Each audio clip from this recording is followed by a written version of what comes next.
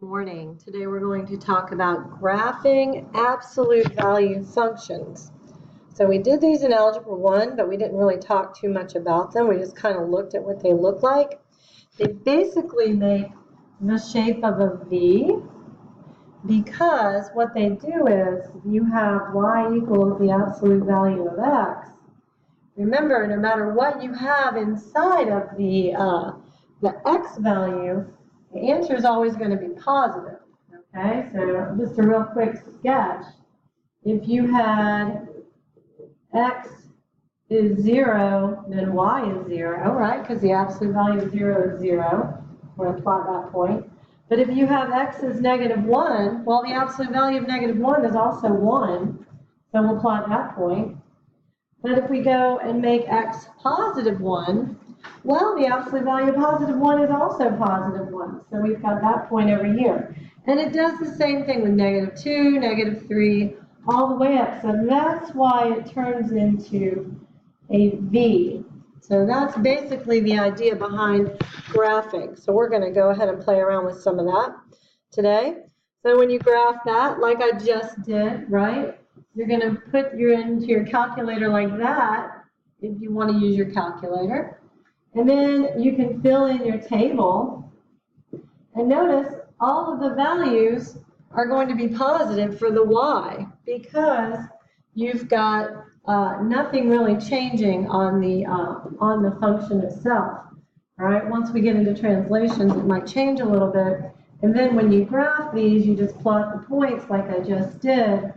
And you've got -1, -1, and you've got -2 positive, I'm sorry, -1 +1, -1 positive, here we go, sorry, -2 +2, then 1, 1, and then 2, 2. And see how it makes a V. Now this one is what we call, we might as well just get used to some of these words.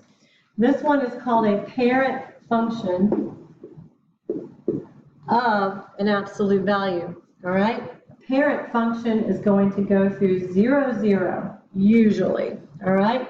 It doesn't have any other numbers hanging off the sides or in the front, and then anything else is just going to be a little bit of a translation from that. All right, let's play around with this. Now, there's one thing we need to learn. This word is called a vertex, okay? It's basically where it changes direction, all right? And what we want to get used to is plotting that point of that vertex because it's so important what that vertex does. So this point is going to be -2, -1. Just get in the habit of plotting the point of the vertex, okay? Because we're going to use that to write equations later. All right, so let's look at these equations. Go ahead and graph both of them. How do you think the location of the vertex of these equations will differ? All right, so we've already plotted. All right, let me hit pause for a second because I want to put some graphs up. Okay, so I put up a graph, and so we already know what this one is going to look like. Y equals the absolute value of x. We just start at 0, 0, and then we just basically match our positive and negative points for our x's and our y's. Okay, so it's basically just two different, it's actually called a piecewise function also. We'll learn about that later. All right, so now let's go and see, well, what is that one going to look like? Go ahead and put this one in your calculator, or let's just plot some points. All right, I'm going to plot a few points. If x is 0, I know that y is going to be -3. X is 1, I know y is going to be -2. Now that only happens because I'm taking the absolute value of 1, which is 1, and then subtracting 3, which gives me -2. All right, so put this in your calculator. Maybe look at some of your points. I'm going to go over here to -1 also, and I'm also going to get a -2. So I've got enough to just get me a little bit started here. So I've got this one here. I'm going to go right here. Oh, it's starting to make the same shape. All right, so basically here's what it did. What did it do? It just seemed to kind of drop down 3 places, okay? So it shifted down 3 places. All right, sometimes we say units, sometimes we say spaces, sometimes we say, just different points. Okay, so that's basically what we're going to talk about later on. All right, so let's try this one. We're going to talk a little more about some of these absolute value functions. Go ahead and graph this. Now, in order to put this in your calculator, I already have the graph up, but if you want to put it in your calculator, you got to get y by itself. So you got to subtract 3 from both sides. Okay? So the positive 3 and the negative 3 will go away, and that's what you're going to put in your calculator. Okay? And so your graph should look like mine. Take a minute, hit pause, go ahead and put that in your calculator, and let's label the vertex. All right, so you should have gotten that in there. Let's find our vertex.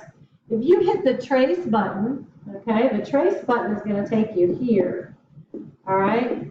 And then you can just go left or you can go down, and it'll take you close to where the vertex is going to be, all right? And then you can probably see it. It's going to be at -1, -3. All right, there's your vertex. Where are the intercepts? Now let's go back and review what intercepts are. Intercepts are where they cross the x-axis and the y-axis. All right, I'm just going to go ahead and draw a dot at each of my intercepts right now. All right, they're not the same as the vertex, so they're different points. All right, so my x-intercept, we'll just go ahead and name them all. All right, the x-intercept is going to be at -4, 0. You got another one at 2, 0. And then let's color code it. I'm going to make my y-intercept blue, and that's going to be at 0, -2, it looks like. Okay? And I think there's a thing on your calculator that will help you find the intercepts, but really on this one, you really can just look at the graph and figure that out. All right, let's talk about domain and range. All right, just like a line, all right, an absolute value function goes on and on and on and on forever to the left. And it goes on and on and on forever to the right. So when it goes on and on and on forever, your domain is all real numbers. Okay, you can just write all reals. The range, however, is a little different. All right, let's look for our lowest or highest point. Now here's where the vertex comes in handy. All right, labeling your vertex is really important. So -1, -3 is our vertex. What is your y value? Well, your y value is -3. So is it above or below the -3? Looks like all of the points are going above the -3. So y is greater than or equal to -3. That's pretty much it. Okay?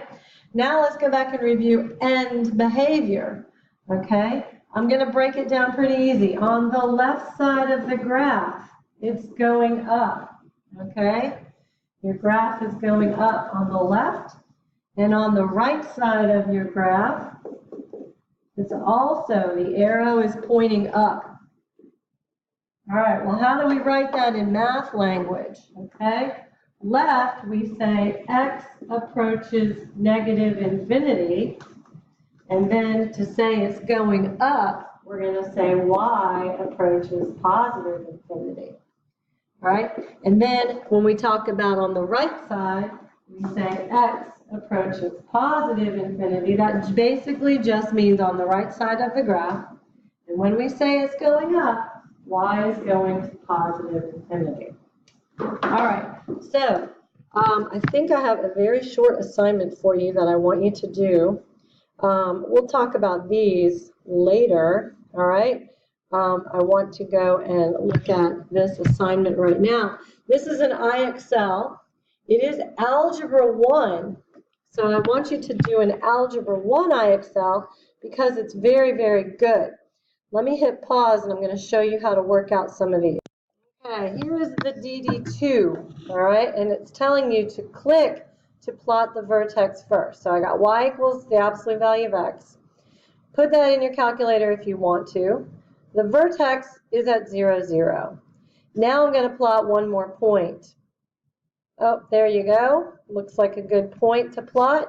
1, 1 is a point on that because I read that on my table, and submit. There you go. And that's basically all you're doing, okay?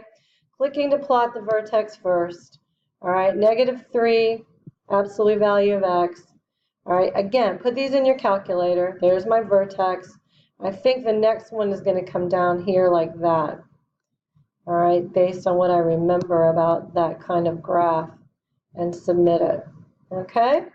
And then the other one that you're going to do is going to be, let me hit pause, it's going to be DD, let me see where we are, hold on, DD4. Let me hit pause and set that up too. Okay, so this one is DD4, and it's asking us, what is the domain of this function?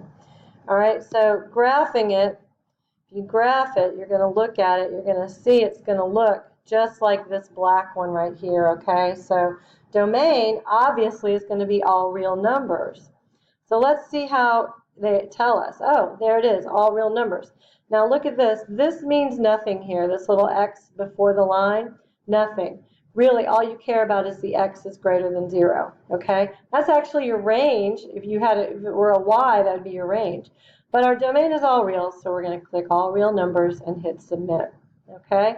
And then the next one, what is the range? Okay, well, we just talked about that. Let's look at this one again.